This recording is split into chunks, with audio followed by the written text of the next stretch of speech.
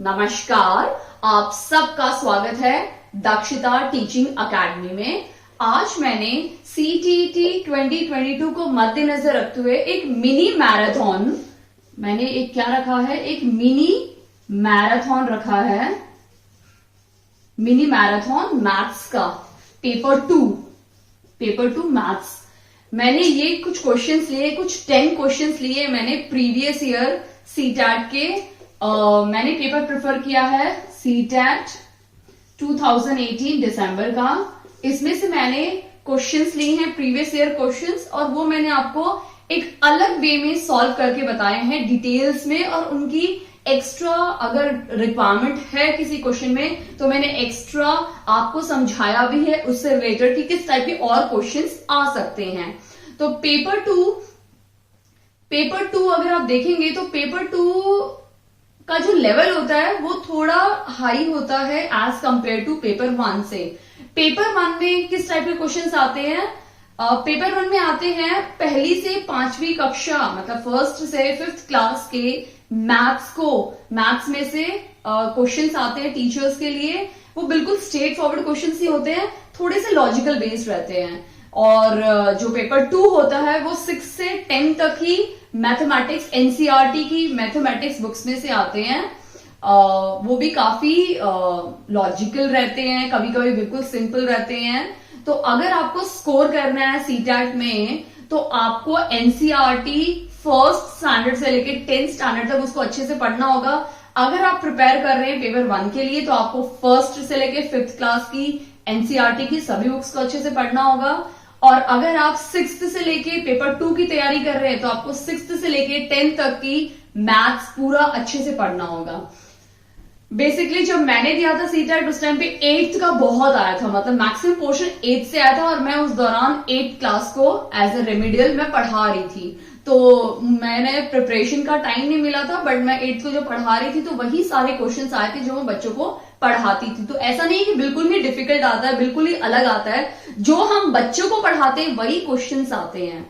तो अगर आपको बहुत अच्छे मार्क्स से स्कोर करना है सीटैट को, या फर्स्ट अटेम्प्ट में ही अपना सीटैट को क्लियर कर लेना है, तो आपको NCERT बुक जरूर पढ़नी होगी।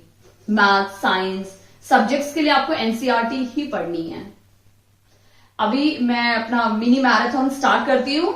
तो मैंने 10 क्वेश्चंस लिए हैं प्रीवियस ईयर क्वेश्चन पेपर से। सो हम देखते हैं क्वेश्चन नंबर 1। बात करते हैं क्वेश्चन नंबर 1। क्वेश्चन नंबर 1 क्या है?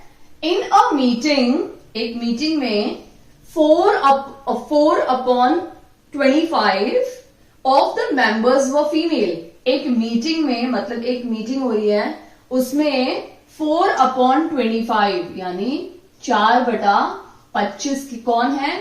फीमेल्स हैं। ठीक है, कितनी हैं? फीमेल्स हैं। What percentage of the members was this? अब हमें क्या निकालना है इसमें? फीमेल्स का परसेंटेज निकालना है। बहुत सिंपल है। जब भी आपके दिमाग में वर्ड आए परसेंटेज, तो आपको क्या सोचना है? जब भी आपके कहीं पे भी आप परसेंटेज को देखते हो, आपको 100 दिमाग में आना चाहिए। ठीक है, 100 और ये सिंबल परसेंटेज का। तो इतनी अगर एक मीटिंग में 4/25 यानी 4/25 फीमेल्स हैं, तो हमें इन फीमेल्स का परसेंटेज निकालना है। तो बहुत सिंपल है, हमें इस 4/25 को 100 से मल्टीप्लाई कर देना है। देखो, हम स्कूल के टाइम में अपने परसेंटेज निकालते थे। जैसे हमारा फर्स्ट यूनिट टेस्ट हुआ या फर्स्ट सेमेस्टर हुआ, हम परसेंटेज निकालना शुरू कर देते थे। तो वैसे ही हम क्या करते थे उस टाइम पे? टोटल अपने मार्क्स करते थे, टोटल से डिवाइड करते थे और इनटू 100 करते थे। तो वही हमें यहां करना है। 4/25 को 100 से मल्टीप्लाई करना है। तो 25 1 सा 25, 25 4 सा 100, 4 4 सा 16। कितना परसेंटेज हो गया? 16%। परसेंटेज हमेशा 100 में से ही निकलता है। तो यानी कितनी फीमेल्स हैं? 16% फीमेल्स हैं उस मीटिंग में, बाकी सब मेल हैं। आई होप ये क्वेश्चन आपको समझ में आ गया होगा। अब हम देखते हैं सेकंड क्वेश्चन। आइए अब देखते हैं क्वेश्चन नंबर 2। क्वेश्चन नंबर 2 क्या है हमारा, अ शॉप रिड्यूस्ड इट्स प्राइस। एक शॉप वाले ने, एक दुकान वाले ने अपने प्राइस रिड्यूस यानी कम कर दिए, कितने, 10% उसने अपने प्राइस घटा दिए हैं, ठीक है। What new price of the item which was previously for ₹500। मतलब एक दुकान ने अपनी कीमतों में 10% की कटाव किया है, ठीक है। तो हमें उसकी कीमत बतानी है। तो अगर वो प्राइस पहले, उसका जो कॉस्ट प्राइस था वो कितना था, 500 रुपीज। जो पहले अगर कोई भी चीज खरीदी है उसका 500 रुपए क्या था, कॉस्ट प्राइस था। कॉस्ट प्राइस क्या होता है, जिस प्राइस यानी जितने प्राइस से हम वो चीज खरीदते हैं वो हमारा कॉस्ट प्राइस बन जाता है। मैंने अगर ये मार्कर खरीदा है 10 रुपए में, तो 10 रुपए इसके क्या हो गए, कॉस्ट प्राइस, ठीक है। तो कॉस्ट प्राइस कितना है, 500 रुपए। अब उस दुकानदार ने सोचा कि भाई मेरा तो माल बिक नहीं रहा है, मैं ऐसा करता हूं मार्केट में उस माल को 10% घटा देता हूं, यानी कम कर देता हूं। यानी उसने क्या किया, 10% यानी 10% जो इसका प्राइस था उसको 10% घटा दिया। अब हम भी जाते हैं सीजन्स में, दिवाली, होली या कोई भी फेस्टिवल के टाइम पे हम जाते हैं तो हमें भी डिस्काउंट मिलते हैं। मैडम अगर आप ये खरीदेंगे तो आपको 10% डिस्काउंट मिलेगा या 20% डिस्काउंट मिलेगा, ठीक है। तो वैसे भी तो इसने क्या किया, 10% डिस्काउंट दिया 500 में से। तो हमें सबसे पहले निकालना है कि 500 का 10% क्या होगा, यानी 500 का 10% क्या होगा। तो 10% ऑफ 500, ठीक है। 10% को कैसे लिखेंगे, मैंने अभी परसेंट समझाया आपको, 100 होता है, तो 100 लिख दिया, ठीक है। ऑफ मतलब इंटू, ऑफ का मतलब इंटू होता है, और 500। तो ये जीरो कट गया, 5 और 10 मिलके क्या बन गया, 50। यानी उसने 500 की अगर कोई चीज खरीदोगे तो उसपे 50 रुपए वो माफ कर देगा, यानी घटा देगा। तो इसका एक्चुअल प्राइस क्या हो जाएगा, पहले 500 था, अब वो 50 रुपए घटा रहा है, तो कितना हो गया, 450 रुपए हो गए। तो अब वो कितने में बिक रही है वो चीज, जो पहले 500 की थी वो अभी कितने में बेच रहा है, 450 रुपए में। आई होप आपको ये समझ में आ गया होगा। इस टाइप के क्वेश्चन बहुत सिंपल आते हैं, कभी 20% आ जाएगा, कभी 30% पूछ लेंगे, कभी 2.5 भी पूछ लेते हैं, 3.6 भी, मतलब डेसिमल्स में भी ये नंबर आ जाता है। आई होप आपको समझ में आ गया होगा। अब हम देखते हैं क्वेश्चन नंबर 3। नंबर 3 भी बहुत सिंपल है। ये चैप्टर है आपका और डाटा हैंडलिंग से। डाटा हैंडलिंग चैप्टर बहुत ही इजी होता है और आप उसमें बहुत फुल मार्क्स स्कोर कर सकते हो इस चैप्टर में। अगर आप थोड़ी सी मेहनत करेंगे आपको फुल मार्क्स आ जाएंगे डाटा हैंडलिंग में। इसमें गिने चुने ही आते हैं, पेपर 1 में रेंज आता है, कभी कभी इसमें से क्या क्या आता है, रेंज आ जाएगा, अक्सर रेंज ही आता है। मोड पूछ लेंगे कि इस पूरा सीरीज का मोड क्या है, मीडियन पूछ लेते हैं। तो ये 3 ही आते हैं डाटा हैंडलिंग में से पेपर 1 में। तो अभी हम क्वेश्चन देख लेते हैं। Given below is a data set of temperature. यहां पे हमें सारे टेम्परेचर दिए हुए हैं डिग्री सेल्सियस में, ठीक है। हमें क्या करना है, इनकी रेंज निकालनी है। बहुत सिंपल है रेंज, ठीक है। हम देख लेते हैं, पहले मैं सीरीज लिख लेती हूं।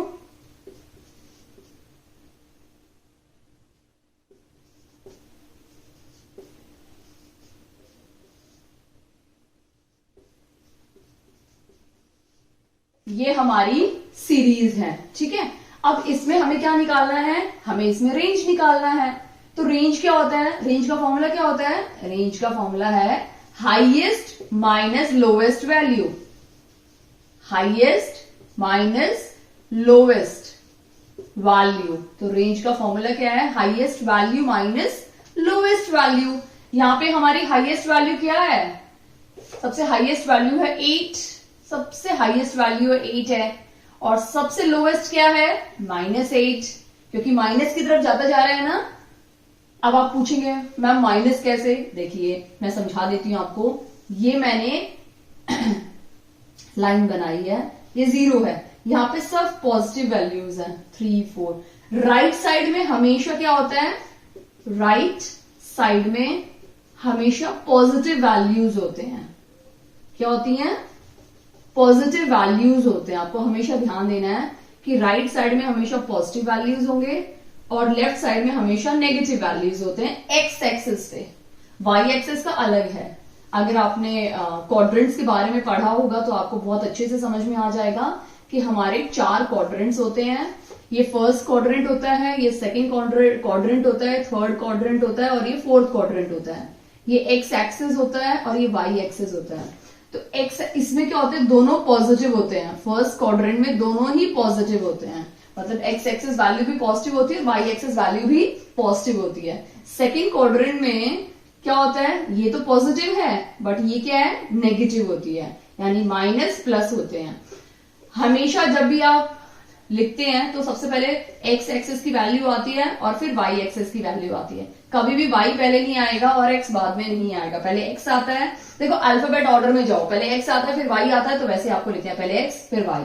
तो यहाँ पे एक्स एक्सिस नेगेटिव है तो पहले मैंने माइनस लिखा और वाई एक्सिस पॉजिटिव है तो मैंने बाद में पॉजिटिव लिखा। थर्ड क्वाड्रेंट में दोनों ही नेगेटिव होते हैं, एक्स एक्सिस भी नेगेटिव है और वाई एक्सिस भी नेगेटिव है। फोर्थ क्वाड्रेंट में वाई एक्सिस नेगेटिव है और एक्स एक्सिस पॉजिटिव है, तो यानी प्लस माइनस। अगर आप इन क्वाड्रेंट के बारे में थोड़ी सी भी नॉलेज होगी तो आप इस क्वेश्चन को समझ सकते हैं कि ये साइड पॉजिटिव होती है और ये साइड नेगेटिव होती है। तो नेगेटिव को मैं यहां से ऐसे नहीं लिखूंगी -8, मैं -1 से ही शुरू करूंगी। -2, -3, -4, -5, -6, -7 एंड -8। अब ये देखिए कि ये नंबर यहां से बड़े बड़े बड़े होते जाते हैं, यानी यहाँ पे लास्ट में जो नंबर होगा सबसे बड़ा होगा। बट इस तरफ अगर आप जाओगे तो ये सबसे बड़ा नंबर है, फिर ये नंबर है, फिर ये नंबर है, यहाँ पे छोटे छोटे नंबर होते जाते हैं। तो -8 माइनस के टर्म में -8 सबसे बड़ा नंबर है, तो ये सबसे छोटा नंबर हो गया क्योंकि -8 यहाँ पे 0 से काफी दूर है। तो ये यहाँ पे टर्म हमेशा कम होती जाती है और अगर आप इस तरह से बढ़ोगे तो टर्म बढ़ती जाएगी और इस तरफ बढ़ोगे तो टर्म वैल्यूज कम होती जाएंगी। आई होप आपको अच्छे से समझ में आ गया होगा। तो अब इसकी जब रेंज निकालेंगे हम लोग तो इसकी रेंज क्या हो जाएगी? Highest value minus lowest value. इसमें आपको सिर्फ एक रेंज का ही फॉर्मूला लर्न करना होता है और बाकी किसी का फॉर्मूला लर्न करने की जरूरत नहीं है। मोड मीडियम तो बहुत इजी है, बच्चे से सॉल्व कर सकते हो। तो रेंज का फॉर्मूला है हाईएस्ट माइनस लोवेस्ट। हाईएस्ट क्या है? 8 माइनस, ठीक है। लोवेस्ट क्या है? -8, -8। ये माइनस माइनस क्या हो जाएंगे? प्लस। तो 8 माइनस माइनस प्लस 8, तो 8 8 16। तो 16 इसका आंसर है। इसकी रेंज क्या है? 16। आप गड़बड़ मत कर देना, 8 है और ये -8 है, कट के 0 हो जाएगा, नहीं, क्योंकि माइनस साइन बीच में है। अगर प्लस साइन होता तो ये 0 होता, बट माइनस साइन है तो माइनस माइनस मिलके क्या बन जाएगा? प्लस बन जाएगा। तो आपको ये चीज ध्यान देना है, माइनस माइनस प्लस होता है, ठीक है। मैं आपको समझा देती हूँ एक बार वापस। माइनस माइनस प्लस होता है, plus minus minus, plus plus plus होता है और माइनस प्लस माइनस होता है। तो अगर दोनों माइनस है तो भी प्लस आएगा, दोनों प्लस है तब भी प्लस आएगा, बट दोनों में से कोई भी एक माइनस है तो आपका आंसर माइनस आने वाला है। आई होप आपको ये अच्छे से समझ में आ गया होगा। अब हम फोर्थ क्वेश्चन देखते हैं। ओके, अभी फोर्थ क्वेश्चन देखते हैं। फोर्थ क्वेश्चन तो बहुत सिंपल है, बट आपको थोड़ा लॉजिक लगाना है। 7y, ओके, 7y इंटू 6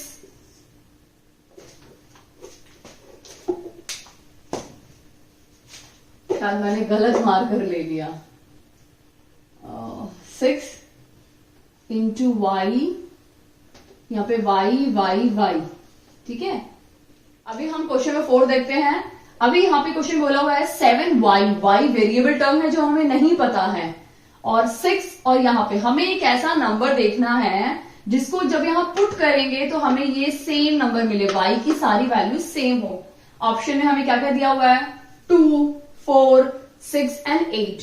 तो सबसे पहले हम ट्राई करते हैं। देखो इस टाइप के क्वेश्चंस में आपको थोड़ा सा पेशेंस रखना है क्योंकि आपको यहाँ चेक करना है। तो 6 को 2 से करोगे, 6 2 12, 2, यहाँ पे भी 2 आ रहा है, ठीक है। 1 कैरी हो जाएगा, 6 7 42 प्लस 1 43, ये बिल्कुल अलग हो गया, तो 2 नहीं है इसमें। अभी हम ट्राई करते हैं 3 के साथ, ठीक है, सॉरी 4 के साथ, ठीक है, यहाँ पे 6 है, 6 4 24, 4 and 2, 6 7 42, 43 44, आ गया हमारा answer. 4 is the correct answer, यानी डी राइट आंसर है हमारा, ठीक है। तो इस टाइप के क्वेश्चंस में आपके पास सिर्फ एक ही ऑप्शन, आपको थोड़ा सा चेक करना पड़ेगा कि क्या नंबर आ सकता है। पहले हमने 2 चेक किया, 2 से आंसर नहीं मिल रहा था, फिर मैंने 4 उठा के चेक किया तो 4 से हमें आंसर मिल गया। छोटे नंबर से स्टार्ट किया मैंने, क्योंकि जनरली मैं देख रही थी कि जब मैंने 2 से मल्टीप्लाई किया, जब मैंने ये 2 से मल्टीप्लाई किया 7 2 6, तो 6 2 12, मेरा ये तो आ गया, बट ये दोनों भी आना बहुत इंपॉर्टेंट है, इसीलिए मैंने 2 के बाद 4 को चुना, यानी छोटे नंबर से मैंने स्टार्ट किया, क्योंकि उसका सिर्फ 6 और 8 बचता, तो मैं उनको भी ट्राई करके देख लेती। तो अगर एक नहीं आया तो तीनों में से ऑप्शन तो है ही, तो बहुत क्विक हो जाएगा, क्योंकि ये बहुत सिंपल क्वेश्चन है, यहाँ पे हमें ज्यादा लॉजिक लगाने की जरूरत पड़ी ही नहीं, सिंपल क्वेश्चन, कैलकुलेशन किया और हो गया हमारा। तो थोड़ी सी कैलकुलेशन फास्ट होना बहुत ज्यादा इंपॉर्टेंट है। जब कैलकुलेशन करते हो तो उसमें ध्यान दीजिए कि एक ही बार में आपका राइट हो जाए। कई बार होता है हम पैनिक हो जाता है एग्जाम में, लिखते लिखते गड़बड़ हो जाती है, पर हमें वो चीजें एग्जाम टाइम में बहुत अच्छे से ध्यान देनी है और मैनेज करना है। ओके, अगर आपको इन बिटवीन, अगर इस बीच अगर आपको कोई भी डाउट होता है तो प्लीज मुझे कमेंट सेक्शन में कमेंट करके आप बता सकते हैं, पूछ सकते हैं। ओके, अभी हम नेक्स्ट क्वेश्चन देखते हैं, question number 5।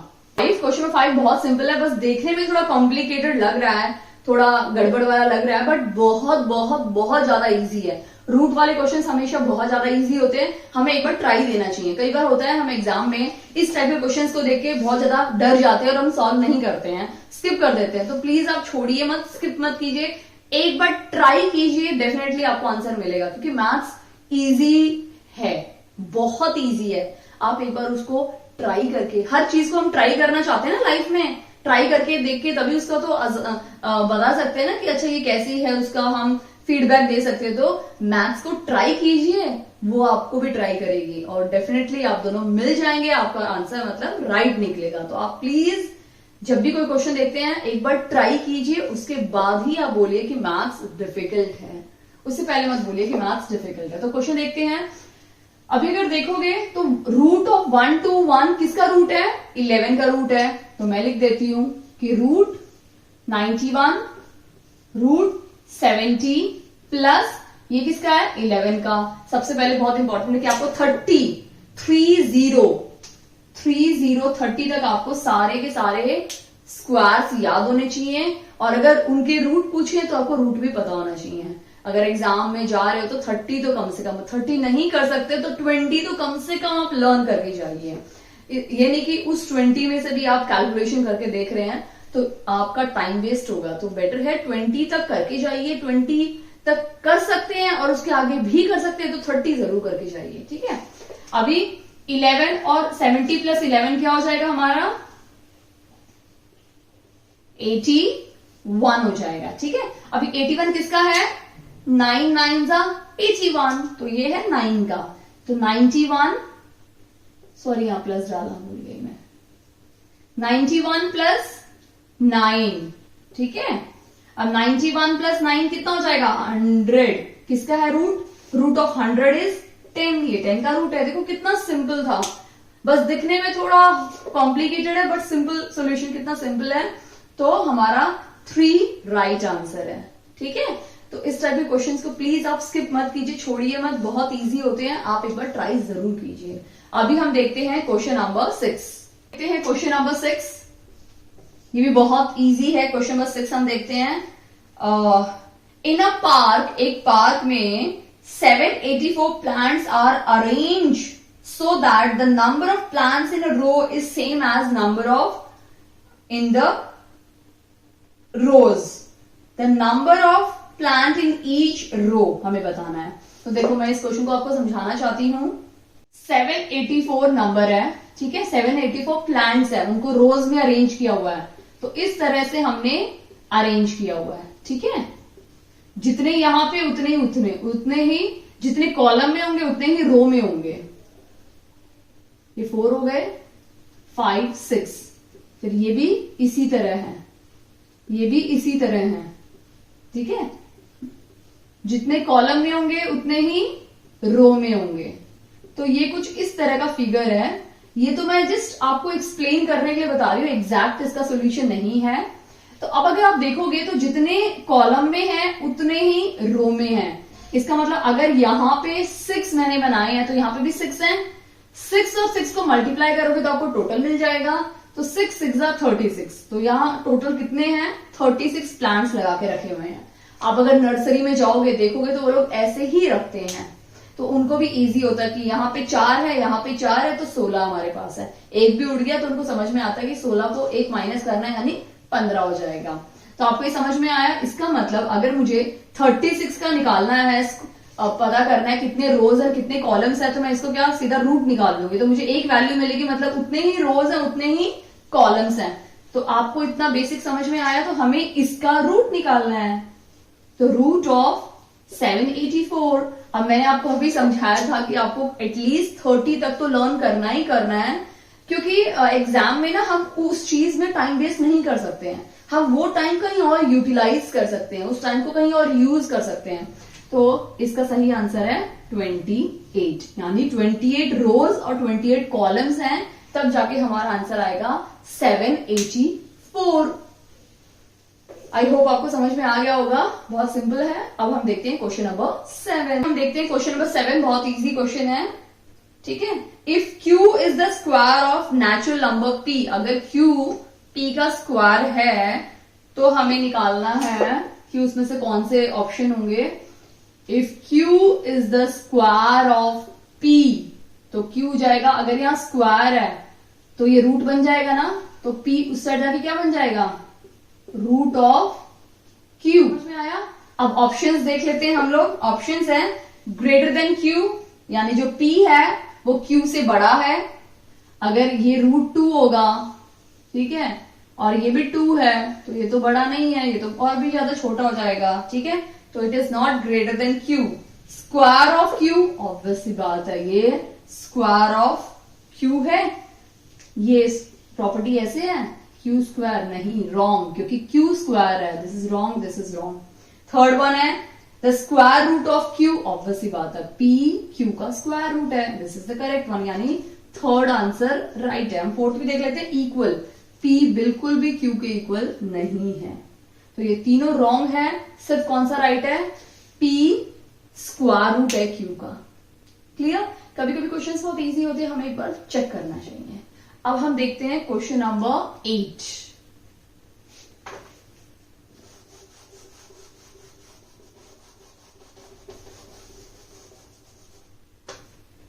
Okay, question number 8 क्या है? अब कॉइन इज टॉस्ड, हमने एक कॉइन को टॉस किया। ये प्रोबेबिलिटी में से भी आता है। प्रोबेबिलिटी क्या है?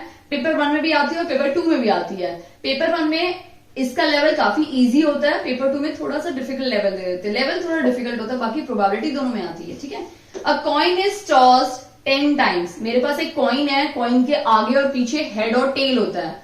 जब मैंने उसको ऐसे करके टॉस किया तो या फिर तो हेड आता है या फिर टेल आता है। तो इस तरह से मैंने क्या किया, 10 बार यानी 10 टाइम्स मैंने उसको टॉस किया। फेंका तो पहली बार में मुझे क्या आया? हेड। दूसरी बार फेंका तो टेल, तीसरी बार फेंका तो हेड, फिर 2 बार मेरे पास टेल आए, ठीक है, फिर 2 बार मेरे पास हेड आए, फिर टेल, फिर हेड और फिर हेड, ठीक है। हेड टेल हेड, 2 बार टेल, 2 बार हेड, ओके, ठीक है। यहां पे H का मतलब क्या है? हेड, और T का मतलब है टेल। यानी पहली बार जब मैंने कॉइन टॉस किया तो क्या मिला? हेड। दूसरी बार टॉस किया तो मुझे टेल मिला, तीसरी बार टॉस किया तो मुझे फिर से हेड मिला। तो ऐसे ऐसे मैं बार बार करती जा रही हूँ और मुझे अलग अलग नंबर मिलते जा रही है। आप घर पे भी कर सकते हो, एक कॉइन लो, उसको बार बार करो, आप 10 टाइम्स करो तो आपको 10 अलग अलग आंसर्स मिल जाएंगे, ठीक है। अभी आपको आंसर मिल गया। अभी हमें इसमें किसकी प्रोबेबिलिटी निकालनी है? देखो, प्रोबेबिलिटी होती है आशंका, ठीक है। आज अगर बारिश आने की, अगर मैं पूछूं कि व्हाट इज द प्रोबेबिलिटी, क्या प्रोबेबिलिटी है कि आज बारिश आ जाएगी, तो मुझे भी नहीं पता। तो ये तो 50-50 हो सकता है, बारिश आ भी सकती है और बारिश नहीं भी आ सकती है। तो इसकी प्रोबेबिलिटी क्या है? 50% है भाई। कि मुझे तो आज इंपॉर्टेंट काम के लिए जाना है, तो मम्मी जरा बता दो बारिश आएगी ही नहीं आएगी, तो मम्मी कहेगी बेटा मुझे क्या पता, टीवी ये चला के देख ले। तो मम्मी को नहीं पता, तो मम्मी यही बोलेगी ना आ भी सकती है और नहीं भी आ सकती है। तो जहां आ भी सकती है और नहीं भी आ सकती है आ जाते हैं, वहां पे प्रोबेबिलिटी आ जाता है, यानी आशंका। 50% है कि आ भी सकती है बारिश और 50% ये है कि नहीं भी आएगी बारिश। तो वो जहां आशंका आ जाती है वो हमारा प्रोबेबिलिटी होता है। तो आप उस टाइम पे निकाल सकते हो। इसका फॉर्मूला बहुत सिंपल है प्रोबेबिलिटी का। हम इसको कैपिटल P से डिनोट करते हैं, फेवरेबल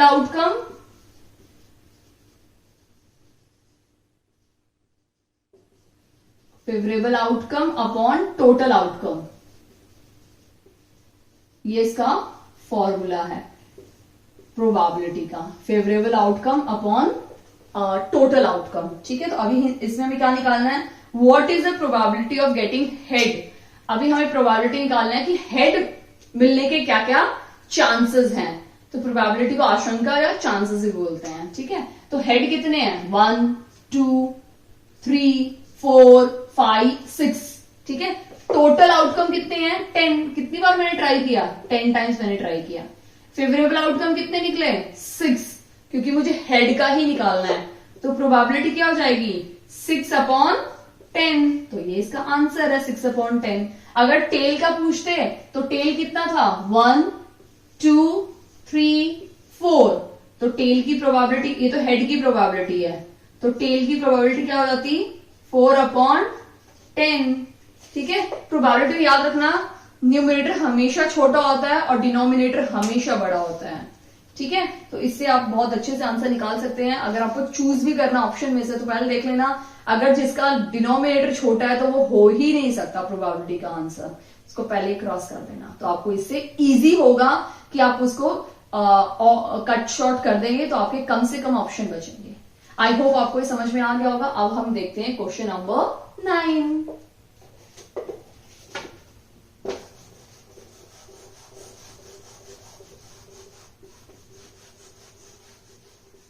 प्रोबेबिलिटी के बहुत टाइप के क्वेश्चंस आते हैं, हेड टेल आ सकता है, हम लूडो खेलते हैं उसकी डाइज होती है ना, उससे भी क्वेश्चंस आते हैं। हम लूडो की डाइज होती है, उसको कितनी बार, 10 बार 15 बार जब फेंकते हैं तो अलग अलग नंबर आते हैं, तो वहां से भी आपके प्रोबेबिलिटी के क्वेश्चंस आ सकते हैं। हेड टेल से भी आ सकते हैं, या ऐसे भी आ सकते हैं, एक बैग में बहुत अलग अलग रंग बिरंगी बॉल्स हैं, तो मैं उस आंख बंद करके उस बैग में से कौन सी बॉल निकाल रही हूँ, लाल बॉल आने के चांसेस क्या हैं, पीली बॉल आने के चांसेस क्या हैं, नीली बॉल आने के चांसेस क्या हैं, या ब्लू बॉल आने के क्या क्या चांसेस हैं, वो भी क्वेश्चंस आते हैं। तो मैं जल्दी ही प्रोबेबिलिटी, एक टॉपिक है इसमें, वो कवर कराने वाली हूँ, समझाने वाली हूँ, उस पर कुछ एक्स्ट्रा क्वेश्चंस भी मैं समझाने वाली हूँ।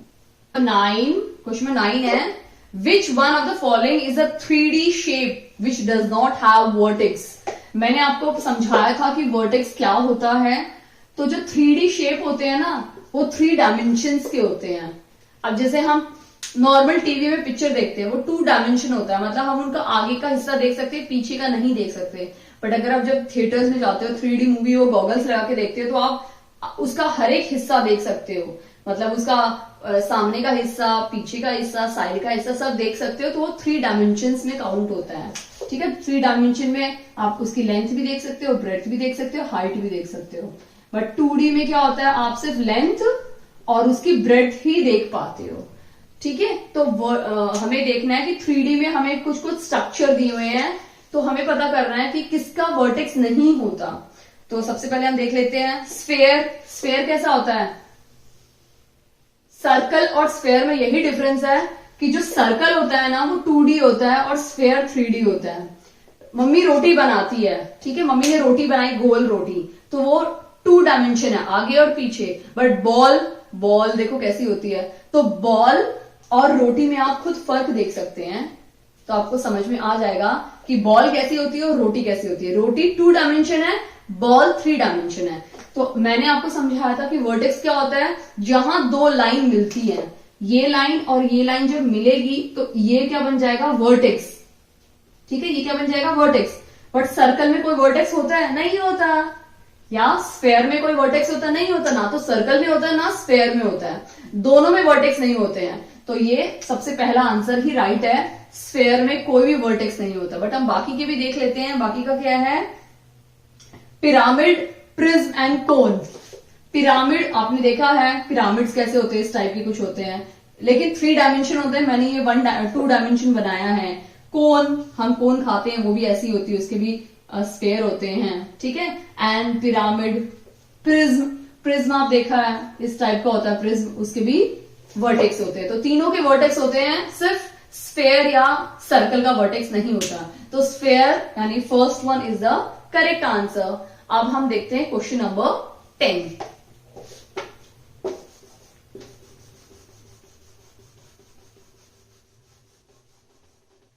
2 डायमेंशन, 3 डायमेंशन बहुत इजी है, आपको सिर्फ इमेजिन करना है। एक बार पिक्चर आप देख लीजिए तो आपको बहुत अच्छे से समझ में आ जाएगा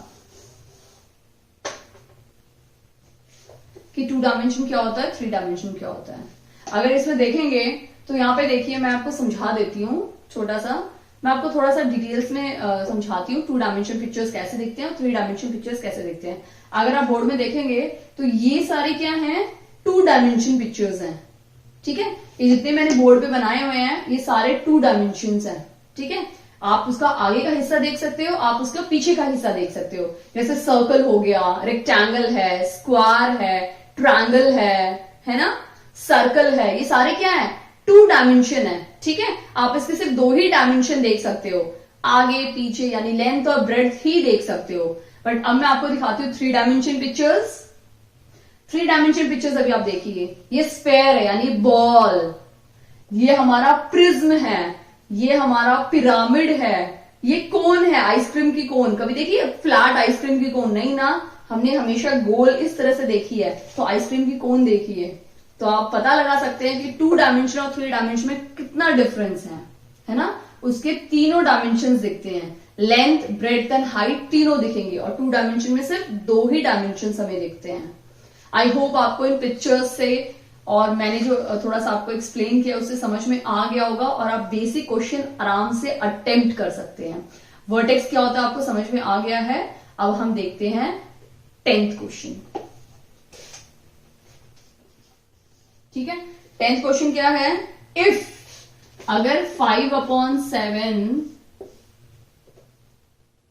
power 4 into 5/7 -3 equals to 5/7 5x - 2, यहां पे हमें x की वैल्यू निकालनी है, ठीक है। तो सबसे पहले मैं आपको एक चीज समझाना चाहती हूं, टॉपिक आता है एक्सपोनेंशियल में। एक्सपोनेंशियल में क्या होता है कि अगर आपका ये, इसे हम बोलते हैं बेस, ये हमारा बेस होता है, और ऊपर जो होता है उसको हम पावर बोलते हैं, ठीक है। बेस और पावर, ठीक है। जब आपका बेस, अभी देखो यहां पे बेस दोनों सेम है, ठीक है। जब आपके दोनों बेस सेम होते हैं तो हम क्या करते हैं, पावर को, अब क्या करते हैं, पावर को ऐड करेंगे, सब्ट्रैक्ट करेंगे, वो डिपेंड करता है इस साइन पे। अगर ये साइन मल्टीप्लाई का है तो हम पावर्स को प्लस करेंगे, अगर साइन डिवाइड का होगा तो पावर्स को माइनस करेंगे, ठीक है। तो यहां पे मल्टीप्लीकेशन है तो हम पावर्स को क्या करेंगे, प्लस कर देंगे, ठीक है। और अगर डिवाइड होता, am डिवाइड बाई an, अगर डिवाइड होता तो हम पावर्स को क्या करते, माइनस कर देते। आपको ये चीज ध्यान देनी है। तो यहां पे हमारे पास क्या है, मल्टीप्लाई, सेम बेस है, तीनों का सेम बेस है, बट पावर सबकी अलग अलग है, ठीक है। जब सेम बेस होता है तो पावर्स को हम क्या करते हैं, यहां पे मल्टीप्लाई है तो पावर्स को क्या करेंगे, हम ऐड करेंगे। तो हम पावर्स को ऐड करते हैं इस क्वेश्चन में। हम इस फॉर्मूले को यूज करते हैं, ये वाला फॉर्मूला, ठीक है। कैसे सॉल्व करेंगे इसका, 5/7, ये 4 है, इंटू यानी प्लस, ये -3 है, ठीक है। 5x - 2, अब प्लस माइनस क्या हो जाएगा, माइनस, मैंने आपको समझाया था। तो 4 - 3 क्या हो जाएगा, 1 हो गया, और ये 5/7 क्या हो जाएगा, ये -2 हो जाएगा। एक और बात, जब पावर्स दोनों साइड सेम होते हैं ना, जब आपके दोनों साइड बेस सेम होते हैं तो पावर्स को हम इक्वेट कर सकते हैं। अगर a/m है और उस साइड a/n है, यहाँ पे दोनों बेस सेम है तो हम पावर्स को इक्वेट कर सकते हैं। ठीक है, पावर्स को हम इक्वेट कर सकते हैं उसको। ठीक है, अगर आपको ये समझ में आ गया होगा तो यहाँ पे भी दोनों बेस सेम है तो हम पावर्स को इक्वेट करेंगे। इक्वेट का मतलब ये होता है कि इसकी पावर मैं यहां लिखूंगी, इक्वल्स टू डालूंगी, और इसकी पावर मैं यहां लिखूंगी। ठीक है, अब ये प्लस -2 है, इस साइड जाके क्या हो जाएगा +2, 5x, ये 3 और 5x, तो x क्या हो जाएगा हमारा 3/5। समझ में आया? तो हमारी x की वैल्यू क्या है, d, यानी 4th वन, x क्या है 3/5। तो ये भी मैं एक्सपोनेंशियल एक डिटेल्स में लेने वाली हूँ। वैसे तो मैंने आपको डिस्कस कर लिया है, बट फिर भी मैं डिटेल्स में ये लूंगी और समझाऊंगी, क्योंकि एक्सपोनेंशियल से भी बहुत सारे क्वेश्चंस आते हैं। बस आपको अगर अच्छे से तैयारी करनी है तो आप एनसीईआरटी बुक्स ही फॉलो कीजिए सीटीटी के लिए। आप बहुत अच्छे से स्कोर कर सकते हैं, बट उसको अच्छे से पढ़ना है, डिटेल्स में पढ़ना, और ये समझना है कि अगर ये हो रहा है तो ये क्यों हो रहा है। अगर आपको डिटेल्स में समझ में आ गया तो आप अच्छे से उसको सॉल्व कर सकते हैं क्वेश्चंस को। तो आपके जो मैथ्स के मार्क्स है वो आपके पॉकेट में आ जाएंगे, बहुत अच्छे से आप स्कोर कर सकते हो सीटीटी का मार्क्स। आई होप आपको ये क्वेश्चन अच्छे से समझ में आ गया होगा। अगर कोई भी डाउट है तो मुझे प्लीज कमेंट सेक्शन में कमेंट करके बताइए। अगर आपको वीडियो अच्छा लगा हो तो प्लीज इस वीडियो को लाइक कीजिए, अपने फ्रेंड्स के साथ शेयर कीजिए, एंड अगर आप चैनल पे नए हैं तो प्लीज इस चैनल को सब्सक्राइब कीजिए। एंड अगर आपको नोटिफिकेशन चाहिए तो आप एक बेल आइकन होगा उसको प्रेस कीजिए। उसको प्रेस करने से ऑप्शन में लीजिए। अगर उसको आप ऑप्शन में लेंगे तो उससे क्या होगा, जब भी मैं कोई न्यू वीडियो अपलोड करूंगी तो आपको सबसे पहले नोटिफिकेशन मिलेगा, तो आपको पता चल जाएगा कि न्यू वीडियो मेरे आ गया, तो आप आराम से देख सकते हैं। तो प्लीज अपने फ्रेंड्स के साथ शेयर कीजिए। Thank you.